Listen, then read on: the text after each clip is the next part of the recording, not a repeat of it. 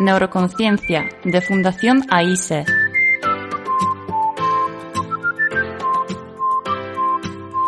Con Juana Naya.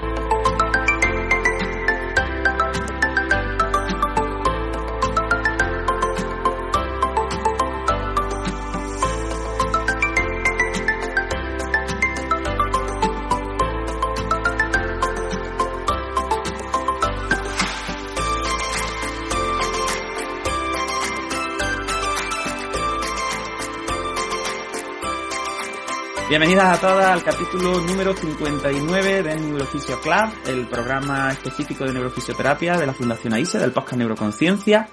Y como siempre digo, pues muchas gracias a todas las personas que nos siguen, porque este ya es el programa, creo que el 105 o una cosa así, bueno, ya lo pondré luego en la descripción. Y estamos casi en el programa 60 específico de fisioterapia, lo cual, pues bueno, yo creo que ya es demasiado, ¿no? Estamos un poco repetidos. Pero lo bueno es que nos seguís siguiendo, nunca mejor dicho, y tenemos una respuesta maravillosa, un montón de mensajes súper positivos, también muchas discusiones en redes sociales muy constructivas sobre los temas que vamos tratando. Así que de verdad, gracias de corazón por seguirnos y por estar ahí pendientes. En cuanto a la cuña publicitaria de la Fundación AISE, que siempre hago, pues tenemos muchos proyectillos ya para este año 2024 que ha empezado. En primer lugar, tenemos ya fecha, se publicará en los próximos días para el primer congreso virtual de pacientes con trastornos funcionales neurológicos, que va a estar muy chulo, que se va a organizar aquí en Zoom, que lo organiza mi compañero Manuel Jesús Quintero, y creo que puede estar muy interesante, porque va a ser un foro así como muy transdisciplinar y sobre todo muy centrado en personas afectadas y su punto de vista, porque es verdad que el año pasado hicimos el Congreso Neuroconciencia sobre trastornos funcionales y muchas asociaciones, muchos pacientes como que se quedaron con las ganas de decir, ¡ay, queremos ir! Pero bueno, como estaba acreditado y iba un poco enfocado a profesionales, pues dijimos, bueno, pues mira, con la excusa de que nos lo habéis pedido, hacemos algo específico para que lo podáis disfrutar de una forma un poco menos centrada en las disciplinas y más centrada en las personas que viven con este trastorno y que creo que tienen que también tener voz. Va a ser en abril, creo que incluso va a ser el Día Internacional de los Trastornos Funcionales, creo, me han chivado por ahí. De todas formas, ya os digo que Manuel os lo comentará. Luego tenemos también ya casi la fecha para el segundo Congreso Nacional de Neuroconciencia, que eso lo organiza MODE y que, bueno, ya os contará tranquilamente. Tenemos organizado también un curso acreditado de ferulaje casting tape, de tobillo en neuro. Y bueno, tenemos un montón de cosas más, aparte de los programas de ayuda específicas salen esta semana las convocatorias. Como el podcast va con un poquito de retraso, pues cuando escuchéis este audio seguramente ya estará abierto el proceso. Os animo a todos los pacientes, a todas las personas que tengáis algún familiar con algún trastorno neurológico que entre dentro de los programas de ayudas que las echéis, porque este año se queda la sesión de cualquiera de las disciplinas a 5 euros, los 45 minutos, con lo cual está muy bien de precio. Y aparte tenemos un programa específico de neurodegenerativas, que también nos lo habíais pedido mucho, porque siempre sacábamos cosas para gente en agudo, intensiva, no sé cuánto, como, los pacientes en agudo que van muy bien, que mejoran mucho, efectivamente. Y un poco la población con neurodegenerativas nos había dicho, hombre, estaría bien que sacarais algo también específico para neurodegenerativas, que no fuera tanto lo agudo y tal, ¿no? Pues como en el Congreso de Neuroconciencia sacamos más de 5.000 euros entre inscripciones y demás, pues todo ese dinero lo vamos a dedicar a becar a personas con neurodegenerativas en 2024. Así que os recomiendo que estéis muy pendientes. Y yo ya me callo, dejo la cuña publicitaria porque tengo poco tiempo hoy. Hoy estoy yo haciendo un ejercicio de como comentaba en la previa, de inhibición a tope e intentando ponerme un poco serio, porque tenemos un episodio maravilloso. Ya sabéis que yo pues soy el tonto de los trastornos funcionales. A mí me encantan intento meter todo lo que puedo funcionales aquí en Neuroconciencia. Y hoy cuento con dos invitadas maravillosas que ahora se van a presentar ellas, que yo de verdad se lo decía a los correos, que para mí es un honor tenerlas aquí, pero es que es verdad, es que no lo digo con la boca chica, sino que es que se me llena la boca, porque creo que son dos mujeres que tienen una experiencia brutal en trastornos neurológicos funcionales.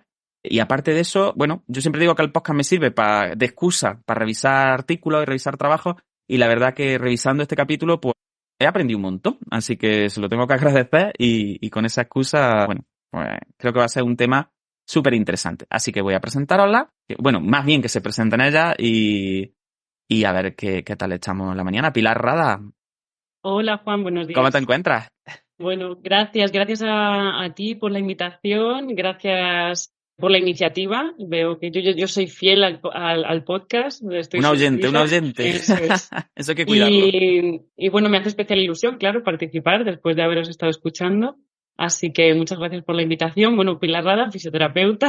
Eso es, preséntate un poquito, sobre todo cuéntanos dónde te puede encontrar la gente porque además tenéis un blog súper chulo a la gente que le interesan los funcionales, así que date publicidad ahí. Bueno, pues llevo 14 años trabajando en el servicio de neurología del Hospital Ruber Internacional y desde el año 2017 que se montó, ¿no?, la unidad específica para trastornos del movimiento funcional con la doctora Isabel Pares y con la doctora Mónica Cortis, que hoy está aquí con nosotros.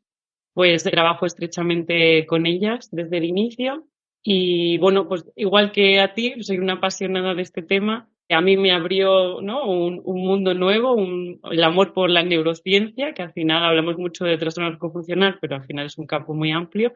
Y a raíz de ver un poco la dificultad de los pacientes, ¿no?, las historias a veces difíciles para llegar a un diagnóstico, las peculiaridades de su abordaje, ¿no?, y que a lo mejor desde la fisio convencional de neuro no estamos tan familiarizados, pues uno de los objetivos también era como divulgar, ¿no?, y profundizar un poquito. Y entonces, pues, con otra compañera, con Beatriz Martín, pues hicimos una página web específica que es www.trastornoneurológicofuncional.com, en el que, bueno, pues invito a leer y que intentamos colgar y generar recursos, tanto para pacientes como para profesionales. Y, bueno, pues hay un blog que está empezando y que, bueno, invito a todo el mundo que quiera participar, ya sea, ¿no?, desde una experiencia propia, ¿no?, como algo más serio, pero bueno, que está abierto a todo el mundo, así que nada, os invito a leerlo.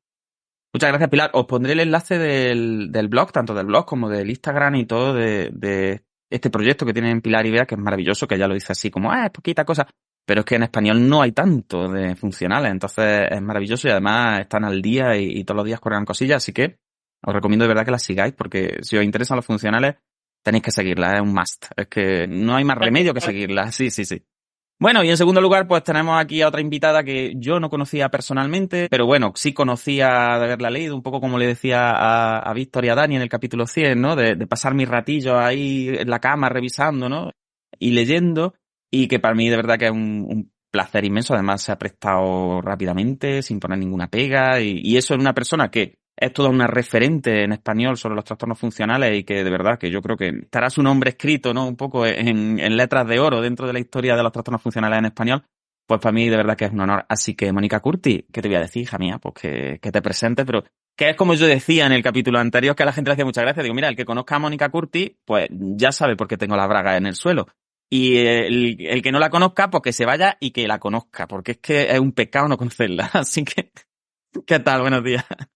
Muchas gracias, Juanma.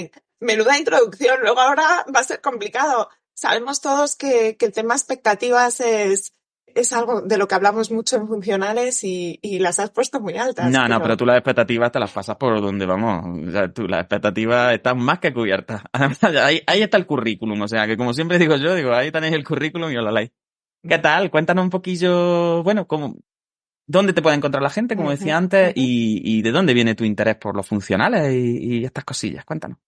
Bueno, a ver, pues un poco como contaba Pilar, las dos empezamos a desarrollarnos en funcionales en el 2017, cuando contratamos a la doctora Isabel Pares al Ruber, que es donde pues hemos empezado este proyecto y es pues, la primera unidad de referencia, ¿no?, en España sobre este tema.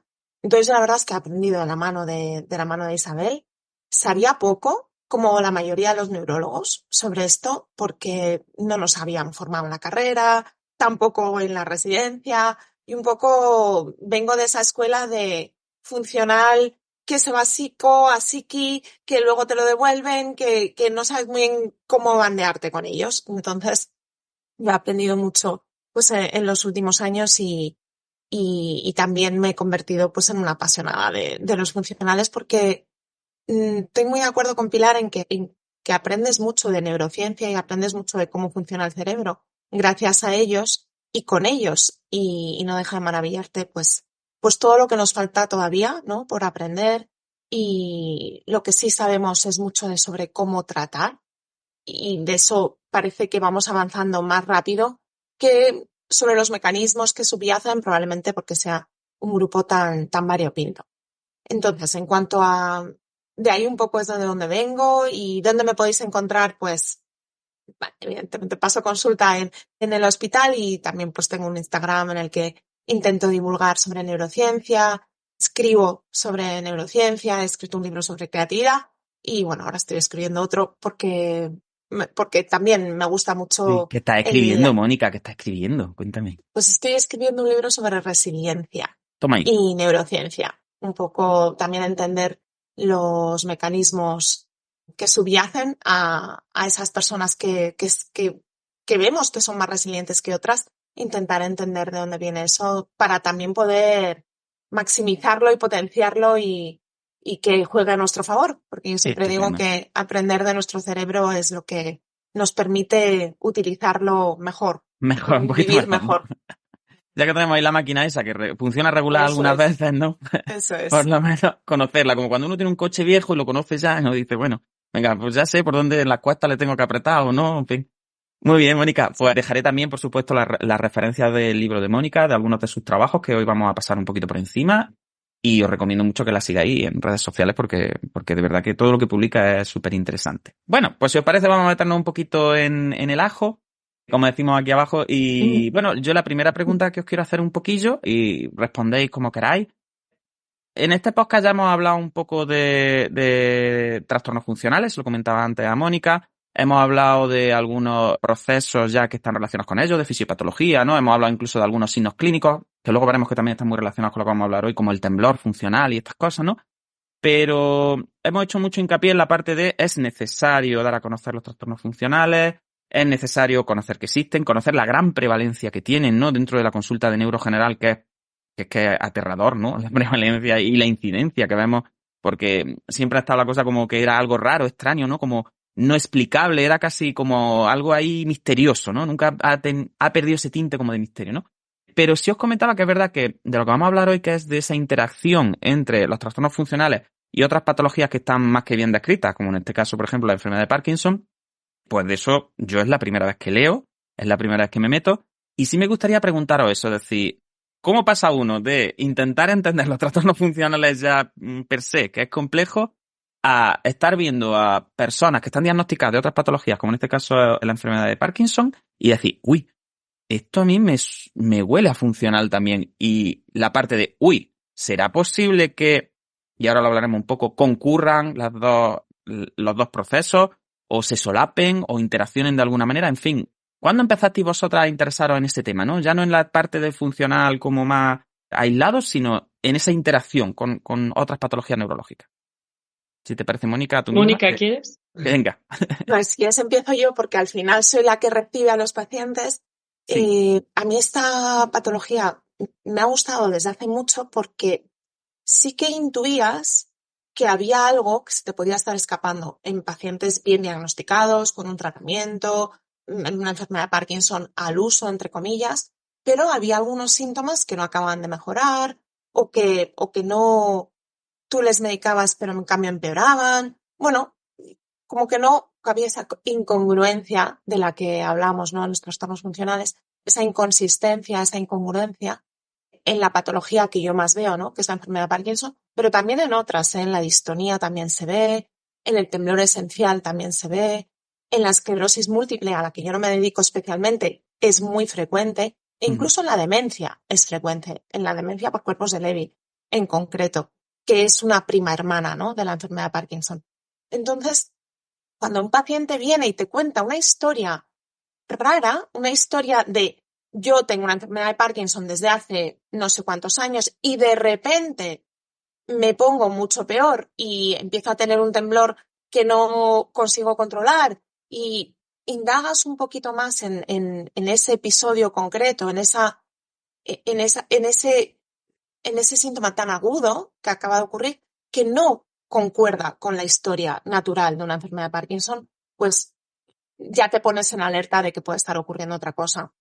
Claro, porque Mónica, disculpa un momento, ese inicio de síntomas como tan agudo, ¿no? Tan de repente va la enfermedad de Parkinson, como tú comentas, con su historia natural, y de repente aparece algo que es como muy paroxístico, ¿no? Como muy de repente, ¡pum! Esa es una de las características de esta comorbilidad Parkinson funcional que comentas en algunos de tus trabajos, ¿no? Es una de, como esos signos que te pueden avisar un poco, ¿no?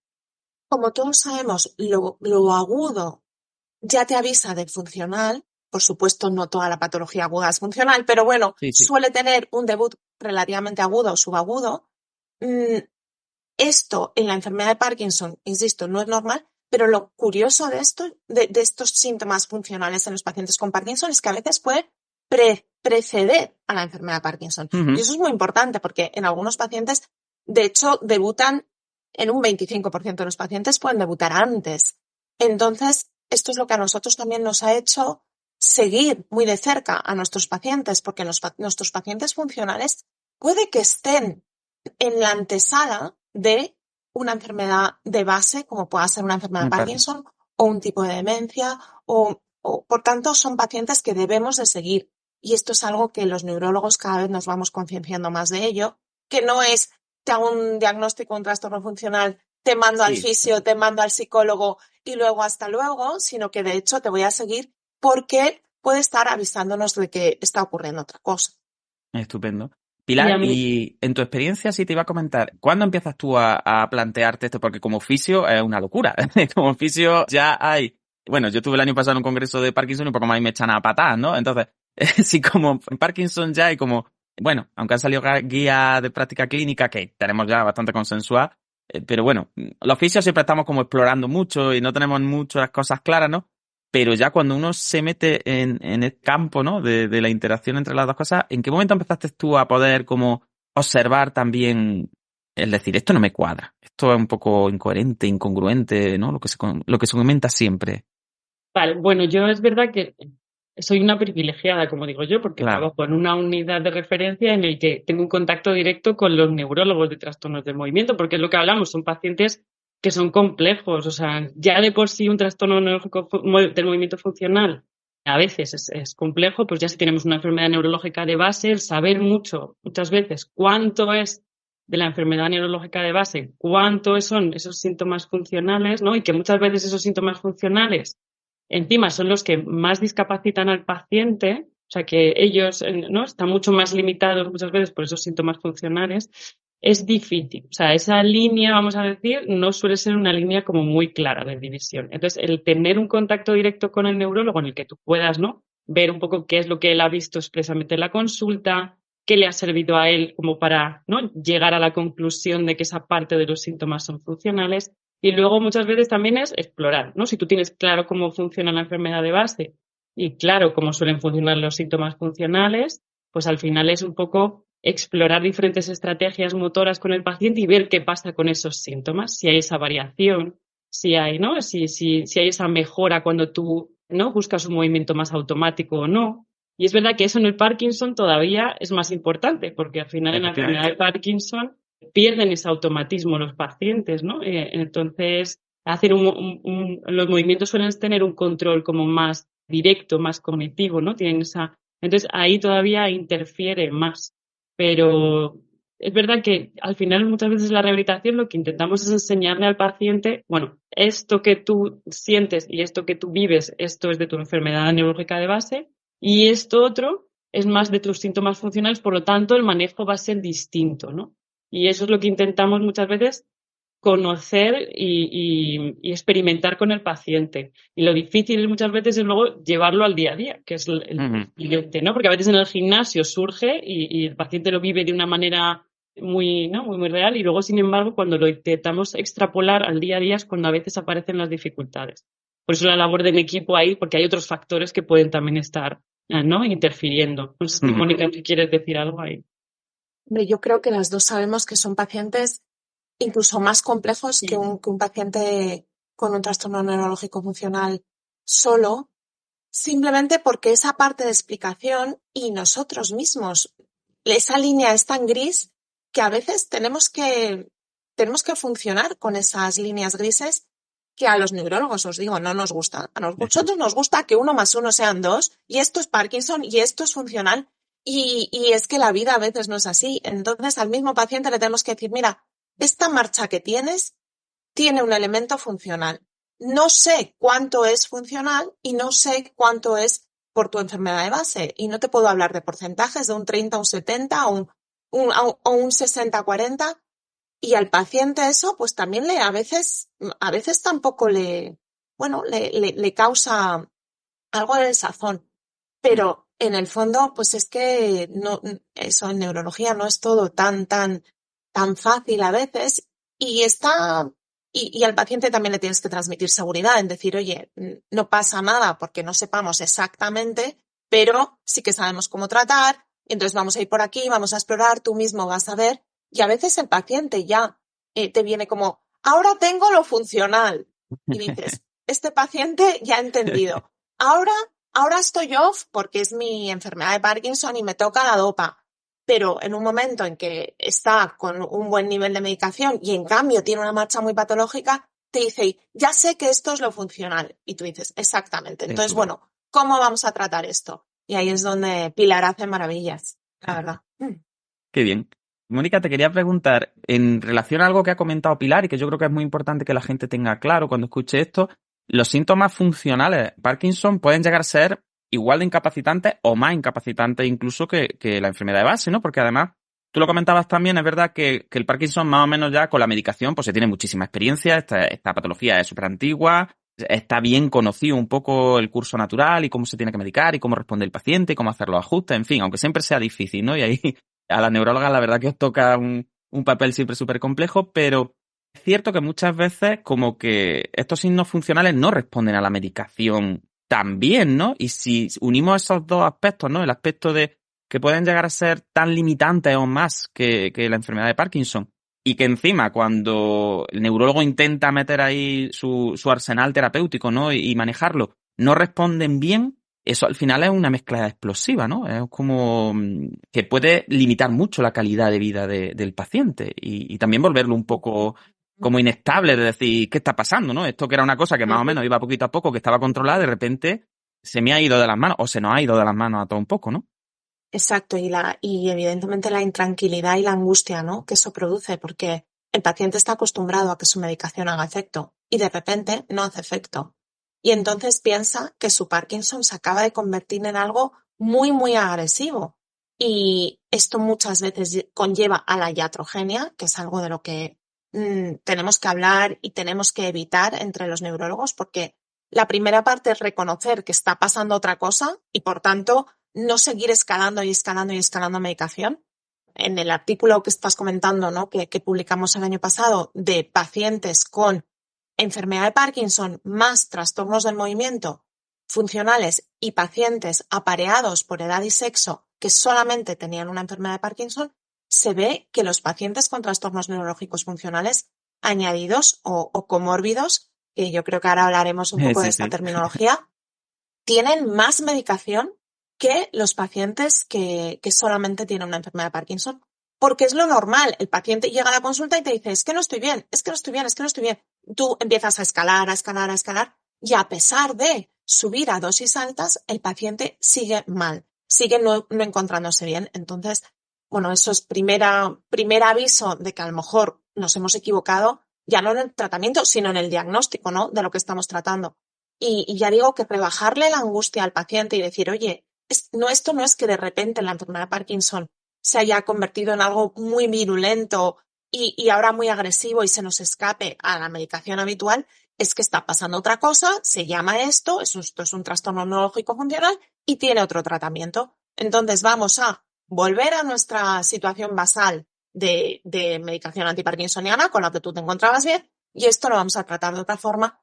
Y esa otra forma, pues es como bien Pilar sabe, encontrar estrategias y comprensión, sobre todo, ¿no? Y yo digo que tenemos muchísima suerte también porque nuestras fisios y nuestro equipo en general hace muchísima educación. Y es muy importante que el paciente sepa, comprenda qué es lo que está pasando en cada momento y, por tanto, sepa abordarlo. Oye, me toca mi próxima dosis de levodopa. Oye, espera, ahora lo que me toca es aplicar lo que me ha enseñado Pilar de estrategias de distracción o de cómo volver un poco al automatismo del movimiento. Uh-huh. Porque los pacientes con Parkinson son especialmente proclives a este tipo de patologías precisamente por esa monitorización del movimiento que tienen que hacer. Tienen que prestar especial atención a sus movimientos que ya no son tan naturales y esto hace que bueno, pues que Sí. pueda ocurrir este cortocircuito, ¿no? Que vemos a veces en los funcionales. Muy bien.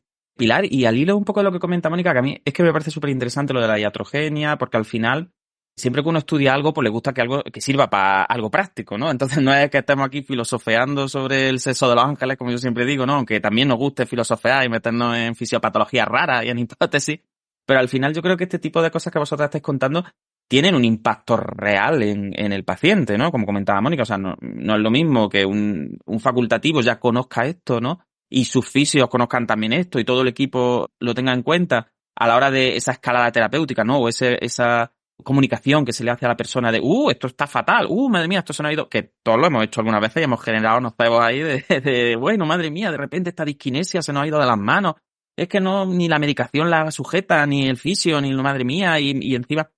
Entonces yo creo que es súper importante esto, ¿no? Que tengamos claro que, por ejemplo, los estudios de Mónica, las publicaciones, pues tienen ese correlato práctico, ¿no? Es decir, bueno, pues mira, a lo mejor hay que sentarse y decir, ¿será que realmente esto está dejando de responder a la medicación o será que hay otra cosa ahí que está relacionada?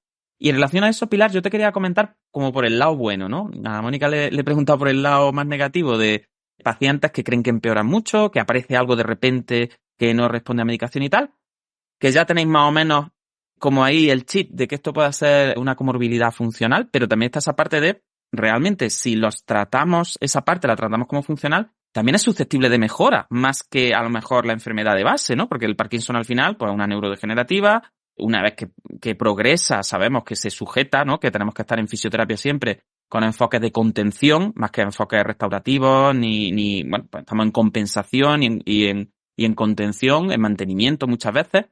Pero por suerte, entre comillas, los signos funcionales sí a lo mejor son más susceptibles de cuando se les da un buen enfoque, como no revertir, pero sí mejorar de una forma que la persona tenga la sensación de decir, como que has querido cierto control sobre este empeoramiento que estaba viendo, como que era un río desbocado y desde fisio, desde la reeducación, desde la información que hacía antes Mónica, como que sí se puede como mejorar, ¿no? Y por lo menos tener esa sensación de se está haciendo algo con esto. Y yo creo que para los pacientes suele ser una experiencia bonita, porque al final es lo que hablamos, ¿no? Yo tengo una enfermedad neurodegenerativa, bueno, que va siguiendo su curso, que a priori, ¿no? Debe estar bien controlada, bien, y de repente aparece algo, ¿no? Que me genera una incapacidad muy importante, que aún en esa escalada terapéutica a veces que se prueba no responde, por lo tanto genera mucha incertidumbre. Estos pacientes son más susceptibles de ir a segundas consultas, segundas opiniones, ¿no? Incluso a veces hemos visto pacientes que se les ha visto si son candidatos o no a hacer, ¿no? técnicas más invasivas. Más invasivas. Entonces, bueno, imaginaos el riesgo que eso puede conllevar para encima luego no tener una mejora significativa pues, para estos síntomas, ¿no? Entonces, bueno, yo creo que la primera parte, como ha dicho Mónica, es la parte de educación, o sea, que el paciente entienda ya suele aliviar, pero sobre todo es que con fisio lo bueno es que el paciente lo que le llevamos a la experimentación. O sea, cuando el paciente lo experimenta, y le damos también ese feedback visual, ¿no? Que él ve que esos síntomas que él refiere tan discapacitantes tienen esa capacidad de volver, vamos a decir, otra vez al automatismo de alguna manera y esos síntomas revertirse, ¿no? Tienen ese potencial de mejora que hablamos siempre. Luego veremos hasta dónde llegamos y a lo mejor hay muchos pacientes que mejoran mucho, pero como lo que hablamos, como esto es muy multifactorial, pues a lo mejor hay un empeoramiento en el sueño o un cuadro de dolor o una pequeña ansiedad por algo que ha pasado y a lo mejor vuelven a aparecer o quieren otra vez. Pero yo le digo al paciente siempre, nunca será un vuelta al punto de partida. Tú ya sabes que estos síntomas, cómo podemos un poco manejarlos, qué otros factores pueden estar interviniendo y sobre todo que lo experimentan. Yo creo que el experimentarlo es un muy potente, ¿no? Como para que el paciente primero diga, vale, me lo creo, ¿no? Lo estoy viviendo de algún modo, entonces lo estoy experimentando, entonces va a ser que sí.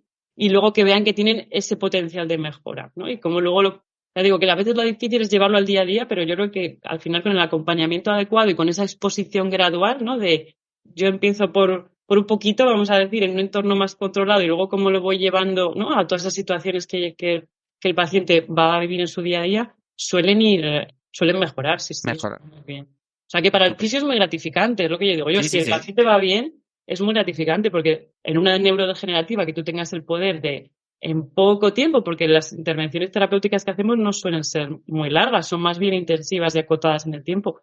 Que tengas en esa mejoría tan sustancial, cuando no es muy gratificante tanto para el paciente como para el terapeuta. Pero es verdad lo que dice Mónica, que es muy importante el seguimiento. Yo sí que he visto, ya sea en Parkinson, ya sea en otros pacientes que son como más vulnerables a que cualquier cosa se les pueda como complicar, digo yo, ¿no? O sea, como que esa predisposición a veces está un poquito subyacente, ¿no? Un esguince y a lo mejor en vez de no solventarlo después de la fase aguda, total, es como que a veces a lo mejor se les puede complicar un poquito más. Entonces, el tener un equipo, ¿no?, que te conoce, que sabe un poco lo especial de tu caso, ¿no?, que sabe cómo abordarlo, el tener ese acompañamiento, esa referencia, yo creo que también es importante en estos pacientes. Estupendo. Mónica, hablábamos antes de expectativas, ¿no? Trastornos funcionales. Y yo quiero remarcarlo sobre todo un poco porque, bueno, hablamos de que realmente como que una persona que tiene una enfermedad de Parkinson como que ya tiene cierta vulnerabilidad a sufrir un trastorno funcional, ¿no? Además, esto me parece maravilloso como la lógica con lo que lo explicáis en el artículo y lo bien hilado que está, ¿no? Esa unión un poco entre, bueno, lo que ahora se llama modernamente el reinvestment del movimiento, ¿no? Ese control voluntario excesivo, esa monitorización atencional focalizada en explícito, porque además es un mecanismo de compensación lógico a una persona que está viendo que sus automatismos se le están yendo de las manos. Es decir, si yo no voy en automático porque estoy caminando por un terreno que no conozco, pues no me queda más remedio que estar más pendiente de lo que estoy haciendo, ¿no? Y además, como en este tipo de patologías, ¿no?, que afectan como a este eje suplementaria, ganglios basales, ¿no?, en el que hay ese problema de iniciativa muchas veces, intrínseca, ¿no?, como que al paciente le cuesta mucho iniciar el movimiento y pues es normal como que tengan esa tendencia a sobremonitorizar lo que están haciendo. Y eso sabemos que es un factor casi predisponente, casi precipitante, ¿no?, de trastorno funcional. Entonces, un poco recogiendo esto y sobre todo para los fisios que nos puedan estar escuchando y que vean que esto tenemos que tenerlo todo el mundo claro, desde neurología hasta el resto de disciplinas, yo siempre lo comento, los fisios hemos estado como venimos de una tradición de tratamiento en el que enfatizamos mucho el control voluntario de la sensación, el control voluntario de lo que está ejecutando, el entrenamiento por fases, ¿no? De, venga, vamos a trabajar la marcha, pues ahora vamos a enfatizar en la fase de oscilación, y ahora vamos a enfatizar en el choque de talón, y luego todo eso ya se automatizará y seremos todos felices, ¿no? Y comeremos perdices. Entonces, como venimos de esa tradición, a mí sí me gustaría que hicieras como un poco un resumen de cuáles son estos factores como que la enfermedad de Parkinson ya, bueno, es un terreno abonado, podamos decir así, para que aparezca un trastorno funcional en relación a este control atencional que nos comentaba antes. Y también me gustaría preguntarte, y esto ya sea un poco a título personal, un poco friki, de realmente la diferenciación entre si los dos procesos están superpuestos, si se solapan porque tienen algunas cosas en común y otras no, si es que el paciente amplifica los signos que ya tiene de base y lo que hace es como que se fija en ellos y al final como que ese foco atencional como que amplifica de alguna manera y lo hace florecer, ¿no? Para que nos entendamos así. O el concepto de comorbilidad, que es el que vosotras utilizáis en el artículo, ¿no? ¿Realmente es importante esa diferenciación? Entonces, esas son mis dos preguntas que al final, como voy hilando sobre la marcha, de todas formas, para que queden un poco claras, ¿no? Una pregunta mucho más práctica, una pregunta mucho más de por qué la enfermedad de Parkinson es un terreno abonado, digamos así, para el trastorno funcional del movimiento en relación a esta monitorización atencional. Y la segunda parte un poco más conceptual. Venga, vamos a hacer un poquito de... Me voy a tomar una licencia y voy a empezar por la segunda. Venga, si te parece bien. Ya ves tú la licencia. A tu rollo, vamos. Lo digo porque nosotras cuando escribimos ese artículo lo titulamos solapamiento funcional. Uh-huh. En la enfermedad de Parkinson, básicamente, pues es una revisión de la fisiopatología que hay detrás, de la frecuencia, de lo que había escrito, de cómo diagnosticarlo y cómo tratarlo. Porque, bueno, vimos que era una carencia, ¿no?, en la literatura, uh-huh, y como teníamos bastante experiencia y cada vez íbamos viendo más, pues de hecho hay vídeos explicativos, etcétera. Entonces, uno de los revisores, que además conocemos su nombre, que lo hemos sabido a posteriori porque nos lo dijo, bueno, que es un pope de los trastornos neurológicos funcionales y de los trastornos del movimiento, nos hizo la corrección y nos dijo, ¿por qué no llamáis solapamiento? ¿Por qué no llamarlo comorbilidad? Porque solapamiento significa que algo ocurre como por encima, ¿no? Por encima. Que tienes una enfermedad de Parkinson de base, siempre decimos, y algo, sobre todo en inglés también se dice overlay, que es por encima, ¿no? O overlap, que ya incluso es como que se entremezcla, ¿no? Sí, sí. Y en cambio él decía, con la depresión tan frecuente en la enfermedad de Parkinson, o con la ansiedad, o con el insomnio, no hablamos de solapamiento. Nadie dice solapamiento, ¿eh? nadie dice que es una depresión solapada.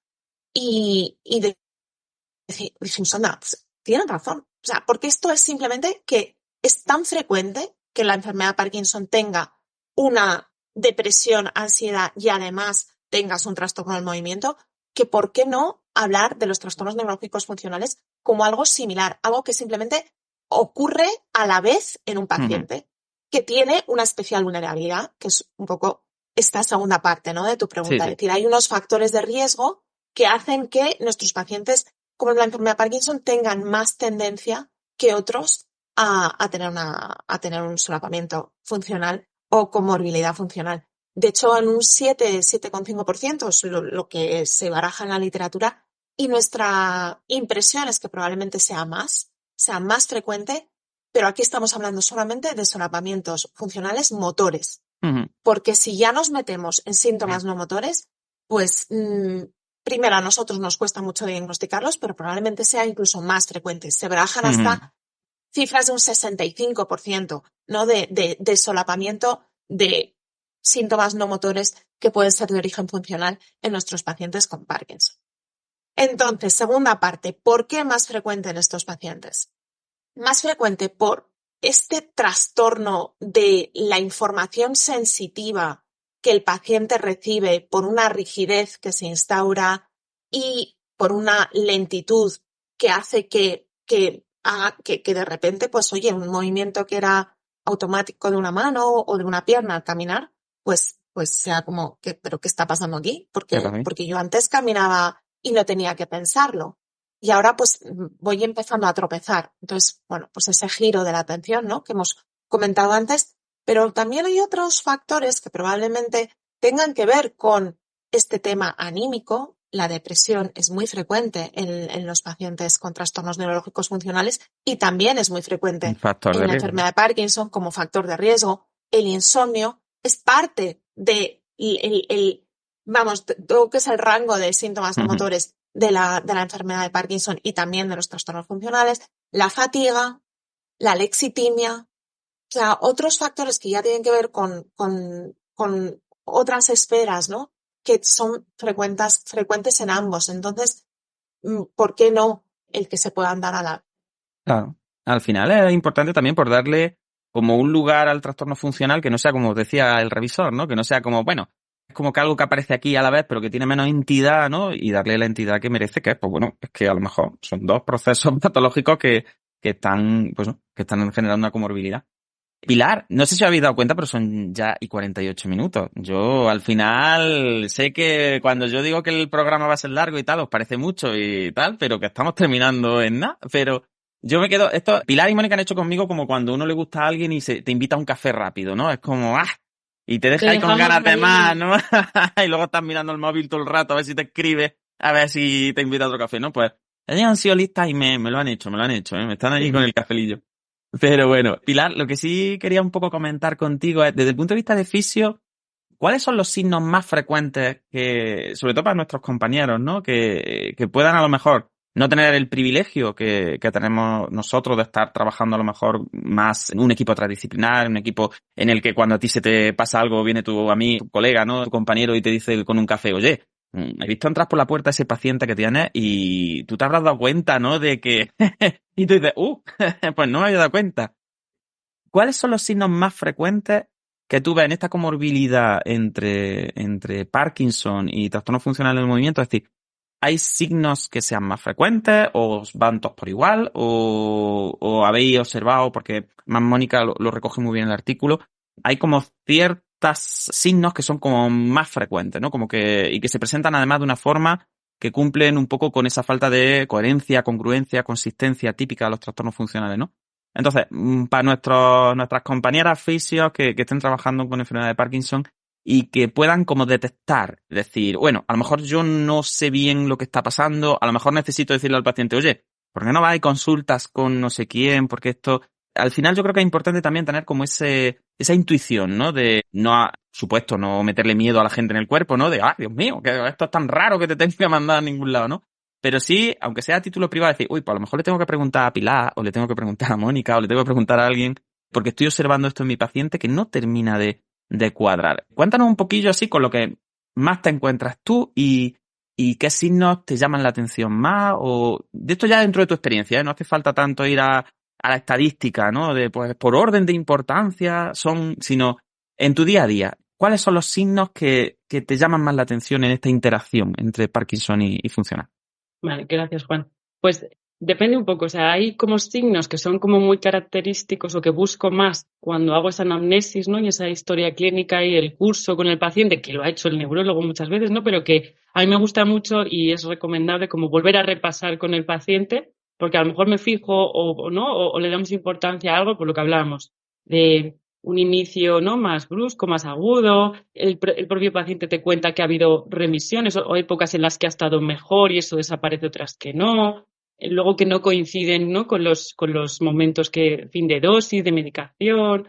Eso ya es propio de la historia. Luego ya, si nos vamos a la parte más de, ¿no? Signos clínicos más del movimiento, o sea, de los síntomas, yo creo que va un poco por fenotipos. O sea, es decir, que en Parkinson lo que vemos mucho o lo que más se suele ver es temblor.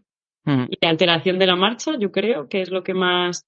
Entonces, dentro de esos dos fenotipos, luego hay como signos clínicos descritos específicos para ellos, ¿no? Entonces, bueno, sí que a lo mejor también a veces se me ha olvidado un poco la monitorización excesiva y el movimiento como muy lento, ¿no? El paciente tiene como un exceso de esfuerzo, vamos a decir, pero sin embargo no ves esa disminución en la amplitud, que eso es típico del Parkinson. Típico de Parkinson. ¿No? Entonces, el paciente está haciendo como un súper esfuerzo, el movimiento es muy lento, pero no hay esa disminución en la amplitud. Pues a mí ya me hace, ¿no? Pensar, ¿no? Y luego, pues que no coincida lo que hemos dicho en el tiempo, ¿no? Sino que haya con temas más de medicación. ¿No? Y luego, pues por ejemplo, en el temblor, ¿no? Si vemos que además lo curioso, lo que está más descrito y lo que vemos muchas veces es que coincide un poco en el mismo lado donde el paciente suele experimentar muchas veces sus síntomas de Parkinson de base, ¿no? Suele ser ipsilateral que hablamos, ¿no? Entonces, pues el que empieces tú a probar determinadas maniobras, vamos a decir, y que eso, pues por ejemplo, los movimientos balísticos y bilaterales, pues por ejemplo está descrito que mejora, ¿no? Y lo vemos con el paciente. O en el trastorno de la marcha, pues a lo mejor cambiamos un poquito el patrón, ¿no? Haciendo un patrón más que está descrito más de patinaje, ¿no? Con la planta del pie más pegada al suelo, o le metemos un ritmo, pero es verdad que el ritmo funciona también muy bien en Parkinson, con las citas visuales, ¿no? Pero vemos que hay un gran cambio en los síntomas y en el patrón, ¿no? Mejora. Pues esa incongruencia, ¿no? De aunque yo en un Parkinson con una alteración de la marcha le pida un patinaje o le pida un ejercicio, ¿no? Un movimiento más global en la que él tenga que integrar mucho más el movimiento de los brazos, ¿no? De la cintura escapular. No hay ese cambio tan drástico. Aquí es como que hay un cambio muy grande, ¿no? Vemos que el patrón mejora mucho y el paciente también se sorprende muchas veces, ¿no? Claro. Entonces el poder mostrárselo. Luego ya es un poco cómo lo voy llevando, ¿no? A que no tenga que ser no una estrategia tan grande, sino cómo lo podemos ir integrando y normalizando.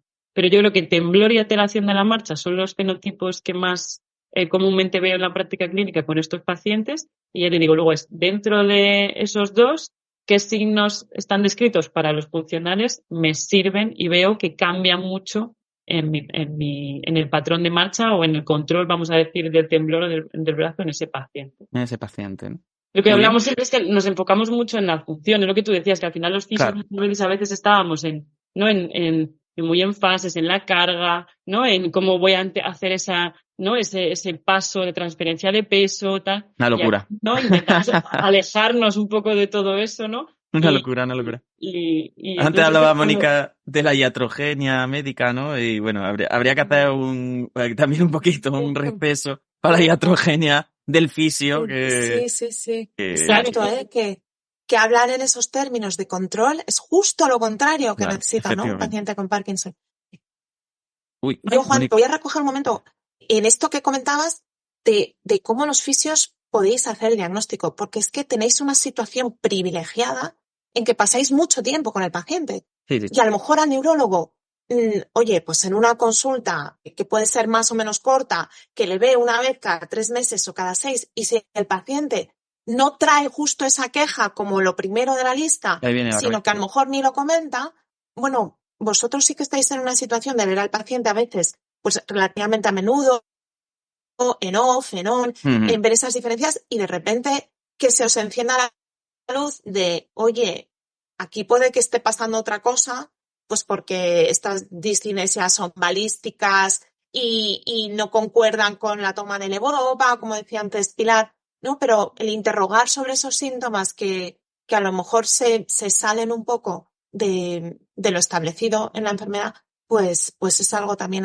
como a tener en cuenta y estar en alerta para preguntarlo y buscarlo, ¿no? A veces. Y además que la consulta de neurología muchas veces los pacientes vienen como más serios, pues controlan más el movimiento. Y es verdad que cuando se relajan en fisio, pues a lo mejor ya sí vemos esas diferencias de rendimiento, ¿no? De decir, cuando ya deja de estar encorsetado en la primera sesión, ¿no? Muchas veces la segunda, la tercera, y vemos que ya como que coge cierta fluidez, cierta familiaridad con el terapeuta, no sé cuánto, de repente ves unas diferencias de rendimiento que dices, que sí, que en Parkinson evidentemente, pues hay esa disociación automático voluntaria también, ¿no? De cuando el paciente no piensa o se deja llevar por guías externas, como que todo es más fácil, pero hay algunos signos que tú dices, esto me suena más a lo funcional. Bueno, chicas, pues siento deciros que faltan 4 minutos para las 10. Yo creo que esto al final ha jugado en vuestra contra en vez de en la mía. Yo he hecho los deberes y yo con un reloj he tenido bastante, ¿no? Pero yo sé que os quedáis con muchas ganas de contar cosas. Así que simplemente quiero agradeceros el estar aquí. Creo que ha sido una cosa muy guay. Me ha gustado mucho teneros, que se han tratado conceptos chulos. Y simplemente pues dejaros ya que contéis lo que os apetezca. Tampoco tenemos tanta prisa, ¿no? Entonces, pues que comentéis ya si se queda alguna idea en el tintero que vosotras queráis comentar o, libertad ya pues para que cerréis como queráis. Gracias, Juan. Pues bueno, pues gracias a Juan, a la Fundación AISE por contar con nosotras. Ha sido una experiencia muy bonita y lo que dices al final se ha hecho corto, o sea que Sorprendente. Y bueno, yo creo que hoy nos hemos centrado un poco la comorbilidad, vamos a hablar, ¿no? De trastornos del movimiento funcional y Parkinson, pero yo creo que cada vez es algo que se está estudiando más.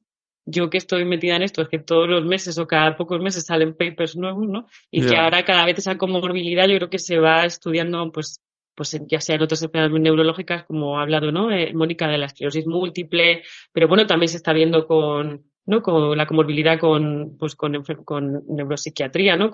Hasta con el autismo, hemos estado leyendo los últimos artículos, pues también podemos hablar mucho, largo y tendido, ¿no? De la comorbilidad también con procesos de dolor, la fibromialgia, el síndrome de fatiga crónica. O sea que yo creo que es algo muy amplio, algo que luego a los fisios nos llega mucho, ¿no? Paciente que ya tiene algún diagnóstico de fibromialgia, de síndrome de fatiga crónica y que empiezan a tener trastornos neurológicos funcionales, entonces da para mucho. Entonces hoy, nos hemos centrado más en la parte de Parkinson quizá, pero que el término comorbilidad es muy amplio y que que animo a todo el mundo a profundizar porque aprendemos. Para mí estoy en un constante aprendizaje. Ya ves. Es lo bueno o lo malo de la neuro, ¿no?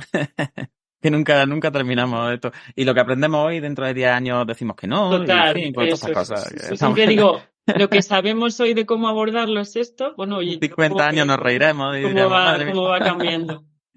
Muy bien, Pilar. Pues, Mónica, un placer. Que tú, lo que quieras, aquí estamos entregados a ti. Bueno, yo también darte las gracias, Juan.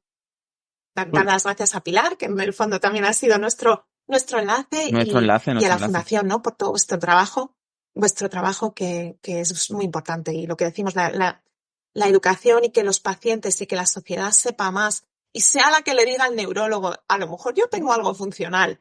Esto está llegando, llegando. Y yo tengo personas que llegan a la consulta con este posible diagnóstico, ¿no? Encima de la mesa.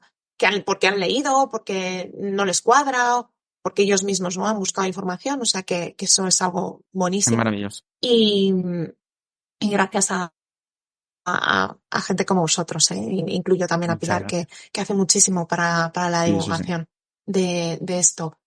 Y a nuestra parte es formarnos, seguir formando, seguir aprendiendo. A mí me parece que es una ventana de oportunidad, como decimos en algún artículo, el ver estos solapamientos, porque nos ayudan a ver un poco los mecanismos que hay detrás, que se comparten, ¿no? Entre unas patologías y otras, y por tanto ir aprendiendo un poco más sobre la una y sobre la otra. Y sobre la otra. Eso es interesantísimo. Creo que hay que aprovechar, hay que aprovechar que esto es algo que te abre un poco una puerta, ¿no? A seguir investigando. Porque a lo mejor aprendemos también del Parkinson aprendiendo estas comorbilidades, claro. Guay eso. Por supuesto. Y bueno, quedarme con ese mensaje positivo, ¿no? De que los trastornos funcionales son potencialmente reversibles y por tanto no se nos pueden escapar. Tenemos que intentar poner todas las armas a nuestra disposición para tratarlos y cuando no es irreversibles, por lo menos contenerlos para evitar iatrogenia, para evitar que eso vaya más, que ya es mucho, ¿no? En algunos pacientes. Y esa es vuestra labor también, junto con nuestros equipos de psiqui, de todo, claro, neuro, ¿no? Vale, aquí, esto lo bueno es que, como ha dicho Pilar, pues hay tantas comorbilidades, hay tanto que aprender que podéis venir cuando queráis. Yo siempre utilizo el discurso para invitaros de nuevo, por supuesto, siempre que queráis. La Fundación tiene las puertas abiertas, incluso si queréis organizar algún programa propio, cualquier cosa que os interese, pues aquí tenéis siempre un micrófono y nos encanta que podamos hablar de estas cosillas que yo creo que hay un cambio, que se está viendo un cambio y al final también tiene que ver con el trabajo de gente como vosotras, que estáis ahí a pico y pala, publicando, tratando, evaluando, haciendo clínica y es importantísimo. Así que nada, ya solo me queda despedirme. Pues Juan, creo que te voy a coger la palabra, ¿eh? Hombre. Pilar, el próximo será sobre mujer. Trastornos neurológicos funcionales en la mujer. Eso me encanta, esa feminist issue, claro, por supuesto. Exacto, ese feminist issue porque también es también habla de factores de riesgo. Es un gran tema. Eso es un gran tema. A ver si me engancháis a Isabel, que yo sé que entre todos tenemos que ir a la puerta de su casa. Juan. A ver si nos vamos a la puerta de su casa y le hacemos ahí yo qué sé, la invitamos a algo o lo que sea. Porque ese capítulo sería maravilloso, de verdad, os lo digo. Además el artículo es precioso, o sea que merece un capítulo. Sí, es para enmarcarlo, de verdad. Yo se lo recomiendo a todos mis alumnos porque siempre digo, para que veáis cómo se produce la interacción, cómo lo biopsicosocial realmente sí es cierto, no es una palabra. La historia de la medicina, o sea, un poco la historia de la propia medicina y de cómo ha estado un poquito sesgada y tal. O sea, bueno, a mí me pareció muy bonito. Es maravilloso. Es algo que luego veo que lo veo en la consulta, o sea, que es algo que leo y luego no, sino que es algo que se ve, que luego se ve. Clarísimo. Tiene su aplicación. Pues dejaremos también el enlace a este artículo que de repente ha surgido. Ya un libro que ha publicado la SEN, ¿eh?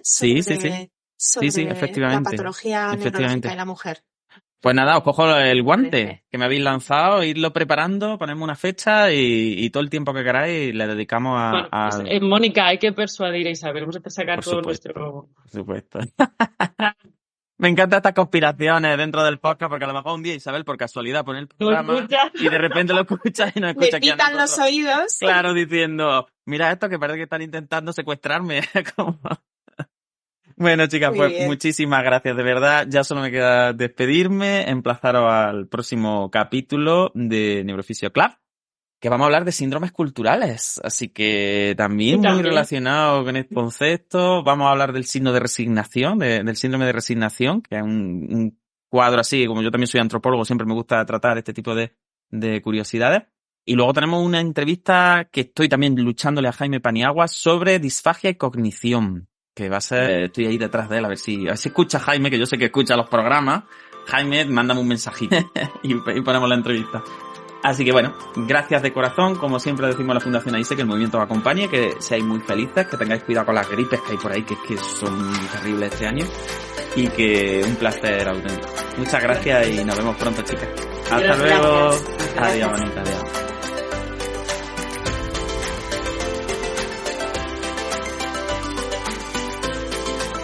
Neuroconciencia, del caos a la sinergia.